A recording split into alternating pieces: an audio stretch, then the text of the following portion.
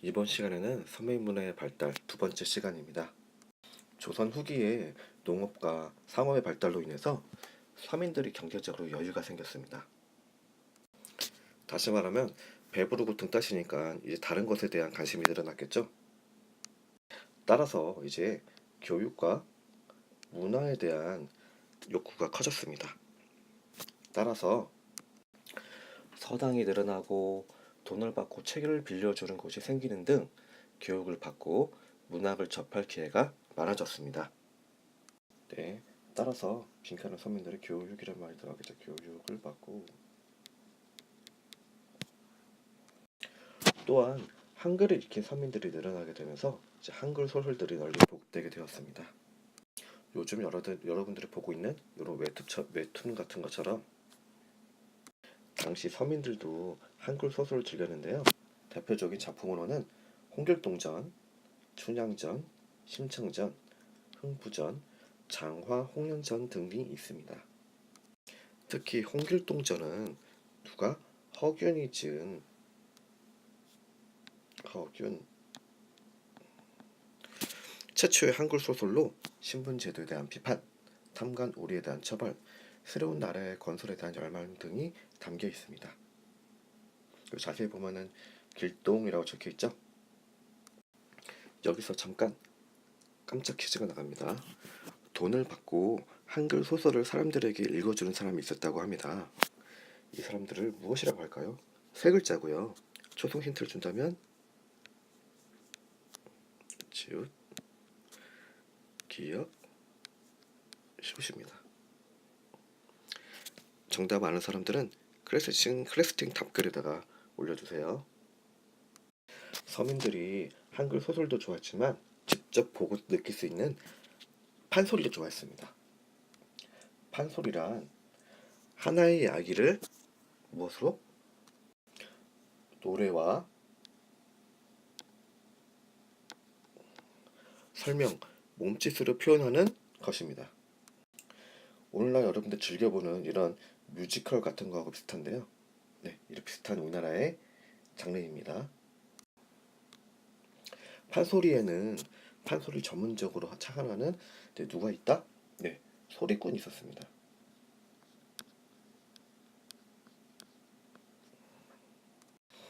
소리꾼이 즉흥적으로 내용을 다하거나 뺄 수도 있고 관중도 함께 참여할 수 있기 때문에 서민들에게 큰 호응을 얻었습니다.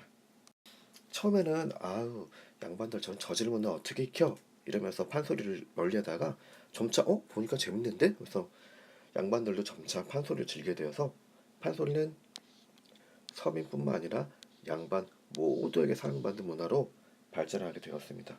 오늘날에도 판소리 계속 이어지고 있죠. 원래 판소리는 총 12개나 존재했었대요. 12마당이라 표현을 하는데 현재로 하는 거는 지금 남아있는 것은 총 5개입니다. 춘향가, 심청가, 흥부가, 적벽가, 수군가 등이고요. 이러한 판소리가 발달할 수 있었던 것은 높은 신분에 오르려는 서민들의 희망, 그리고 잘못된 사회 모습을 비판하려는 내용들은 그 당시 서민들에게 큰 인기가 있었겠죠. 그래서 판소리가 굉장히 인기가 있었다고 합니다.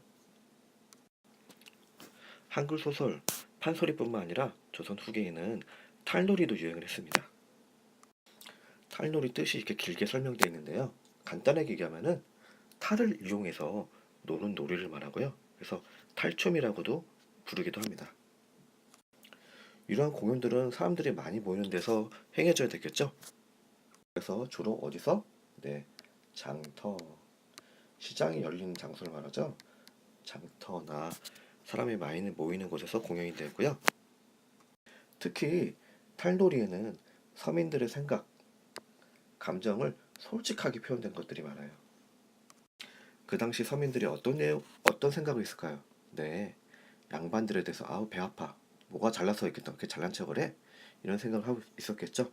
하지만 엄연히 신문사니까 드러내고는 얘기를 못하고 어떻게 비꼬아서 이렇게 양반이 겉과 속의 다름을 비꼬거나 놀리는 것들이 이 탈놀이의 주된 내용이었다고 합니다.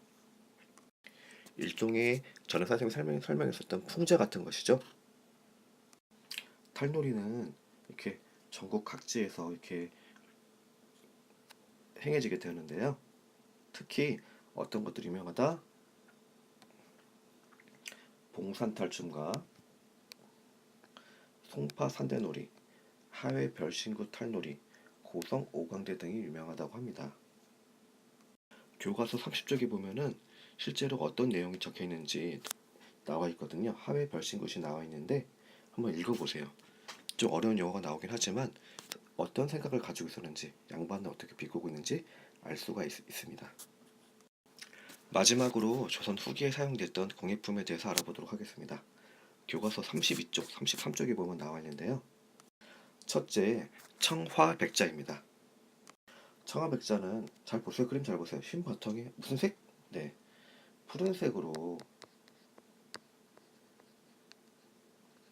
그림을 그린 도자기를 말합니다. 색과 모양이 간결하고요. 실용성이 강조되었기 때문에 서민들도 일상생활에서 많이 사용되었다고 합니다. 주로 항아리, 술병, 접시, 필통 이런 것들로 많이 사용되었다고 해요. 다음으로 옹기를 들 수가 있습니다. 여러분들이 5학년 때 배웠듯이 곡식이나 간장, 된장 같은 장류를 저장하는 데로 용도로 많이 사용되었다고 합니다.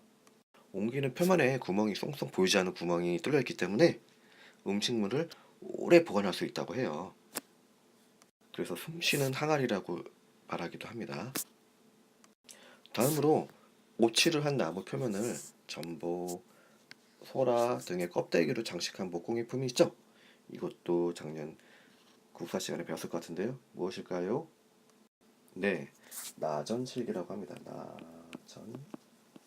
나전칠기. 여기서 잠깐 이 표면에다가 왜 오칠을 했을까요? 오칠을 하면은 물건의 표면을 보호하기 때문에 오랫동안 사용 가능하다고 합니다. 요즘에는 이제 오칠이 아니라 뭐 니스칠 같은 거 많이 했겠죠? 옛날에는 오칠을 했다고 해요. 다음으로 무엇이 있다? 네, 책상 비슷한 것들이 있는데요. 작은 밥상을 뭐라 그런다? 소반, 작을 소자. 그 다음에 책을 올려놓고 있는데 사용했던 책상을 경상이라고 합니다. 여러분들 옛날 작품들 보면 개다리 소반이라는 게 나오거든요. 소반의 다리가, 이런 다리 부분이 개다리 모양으로 이렇게 생긴 것들을 개다리 소반이라고 하기도 해요. 떡의 아름다운 무늬를 찍을 때 사용했던 것들이 있었는데요. 이게 뭐란다? 떡살이라고 합니다. 왜 떡의 아름다운 무늬를 찍었을까? 뭐 보기 이쁘라는 것도 있겠지만은 무늬를 찍어서 미끄러지지 않게 떡을 높게 쌓기 위해서라고도 합니다. 또 스자나무 천조각을 이어서 만든 보자기가 있어요. 이걸 뭐라 그런다? 네, 조각을 이어 만들었으니까 조각보라고 합니다.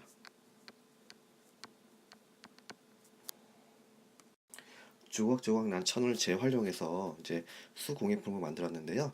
우리 조상들의 알뜰한 정신을 엿볼 수가 있었죠.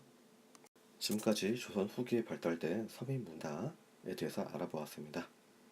여러분들 우리는 선생님 문제 3문제씩 준비해 주세요. 네, 사회 수업 시간에 뵙겠습니다.